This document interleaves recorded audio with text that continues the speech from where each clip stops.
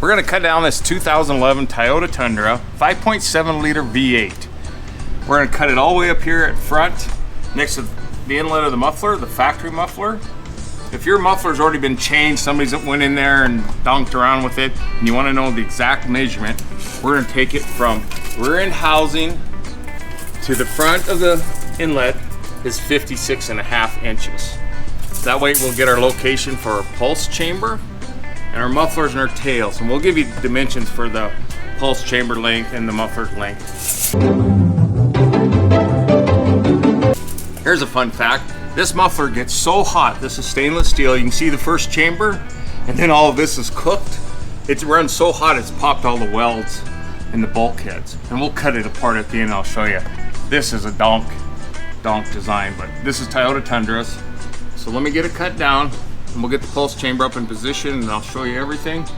We're gonna reuse all the factory hangers. There's one hanger on the back of the muffler, and there's one hanger on the tailpipe, so we're gonna reuse that when we put our duals on.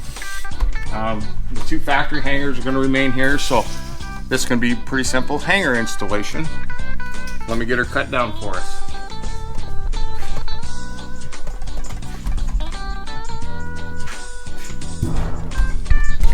So I've already cut this down.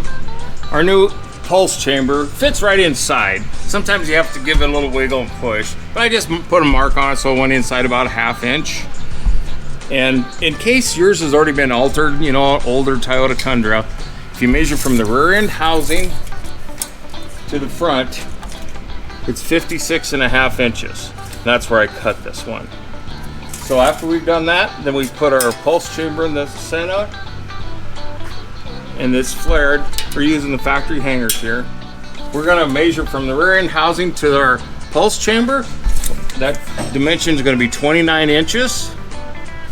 And then as we set our mufflers up, I took and pushed up the hangers a little bit, make sure this parking brake cable is clear. We're gonna set our new muffler, and I lined this all straight in the chassis so it's parallel with the drive line in the frame. We're gonna give you that other dimension. And I put a small mark on my pipe. I wanted to make sure I didn't bury it in the muffler, but I didn't. So there, where I'm gonna set it, and I still have good parking brake clearance. And this is gonna end up being 14 inches from the rear end housing to the case of the muffler. Whether it's a whatever type. So we're gonna come back just Scooby-Doo. Now that I got all those dimensions set, I'm gonna go ahead and spot weld all this and make sure it's all back on my dimensions. And then once I get the mufflers in, we're gonna start hanging tailpipes, and I'll show you from there. I've taken, already got this spot weld, and I finished welded all my pulse chamber, and I hung my hanger, making sure my mufflers are flat from the side. I stand on a bucket. And then I set my right hand tailpipe, it's all one piece. I set it up in the nipple, use a stand, and then I make sure everything's nice and level. Make sure I look from the side. I use a bucket. And here's a trick on the tips. Guys that want tips underneath the bumper, I always take my tape measure and hang it down and make sure I'm just on the inside of the bumper. So when they back into the neighbor's flower pot or whatever, it gets the bumper, not the tip first. And then we put the drain hole down. I'm gonna get this side all set up. I already got my axle pipe in position. I'll show you that here in a minute. And we'll get side B. This is for under bumper kits. We're gonna slip our axle pipe in. It just goes up over the top. And then on the left-hand side, we're gonna put both pieces on because we'll get right in the vicinity. And about there.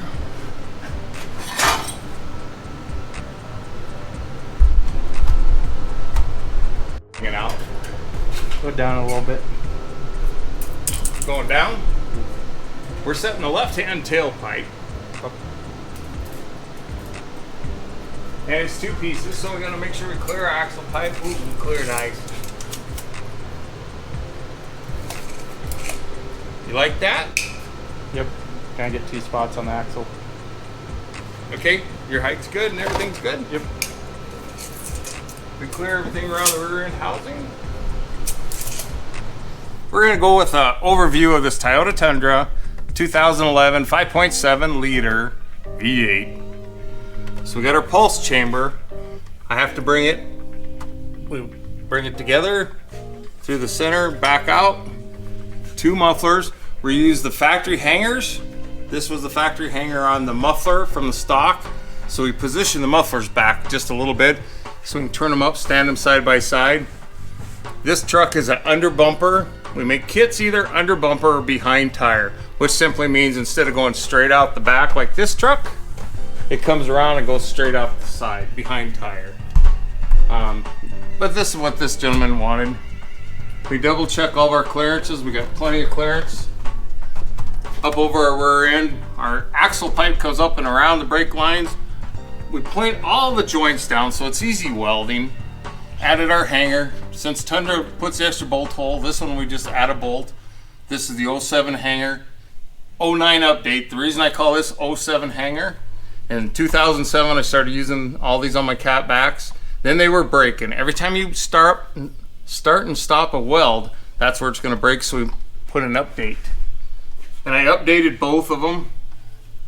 One on the left and one on the right. And the reason I updated the right one, so they look the same. You know, when your buddy looks underneath and goes, well, you're missing a hanger. Well, they're both there. So we have updates for everything. Typically installation, a couple hours. After you do 1 or 2 or 10, shoot, you can get these down to about 35 minutes. But we're gonna go and let it out. We'll go take you for a ride. And then we'll cut apart the factory muffler and you'll see how pathetic that thing was. Dual in, single out, choke it up. But now this Tundra's gonna run, so